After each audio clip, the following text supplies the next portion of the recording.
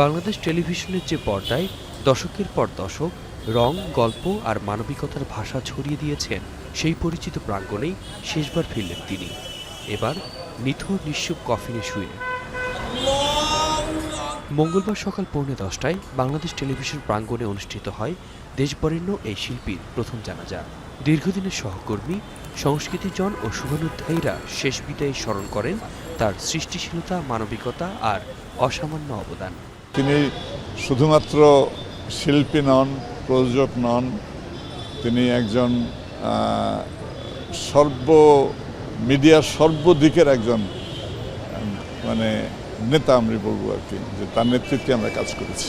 এত মৌলিক কিছু কাজ করেছেন যা প্রজন্ম থেকে প্রজন্ম পৌঁছে দেওয়ার জন্য আমাদের মন্ত্রণালয়ের পক্ষ থেকে আমরা উদ্যোগ নেওয়ার চেষ্টা করব, এবং সেটা যদি সঠিকভাবে করতে পারি সেটাই হবে তার মতো মানুষের প্রতি আমাদের সঠিক এবং গভীর শ্রদ্ধা, ভালোবাসা।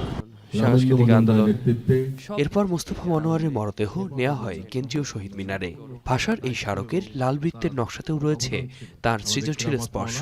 শ্রদ্ধা, ভালোবাসা আর কৃতজ্ঞতায় সিক্ত হয়ে শিল্পবোদ্ধাকে শেষবারের মতো বিদায় জানায় সর্বস্তরের মানুষ। এরকম বহুমাত্রিক শিল্পস্রষ্টা বাংলাদেশে তো বিরল বটেই, আমাদের জানাশোনা কোথাও আছে কিনা ঠিক বলতে পারবো না। পাকিস্তান টেলিভিশন থেকে শুরু করে বাংলাদেশ টেলিভিশন কিন্তু একটা উন্নত মানের রুচি দিতে পেরেছিল আমাদের মধ্যবিত্তদের, এবং সেটার একজন অন্যতম কারিগর হচ্ছেন মোস্তফা মনোয়ার। ঢাকা শহরের যে সমস্ত নান্দনিক ভাস্কর্য সেগুলোর সঙ্গেও তার যুক্ততা রয়েছে, এবং দীর্ঘ সময় ধরে তিনি অনেক শিল্পী তৈরি করেছেন, অনেক অনুকারক তৈরি করেছেন, অনুসারী তৈরি করেছেন, যেটি আমাদের জন্য প্রাতঃস্মরণীয় হয়ে থাকবে। গার্ড অব অনারের মধ্য দিয়ে জানানো হয় রাষ্ট্রীয় সম্মাননা। এরপর তার মরদেহ নিয়ে যাওয়া হয় চারুকলা অনুষদে, যেখানে শিক্ষকতা, শিল্পচর্চা ও প্রজন্ম গড়ে তোলার মধ্য দিয়ে রেখে গেছেন তার অনন্য অবদান।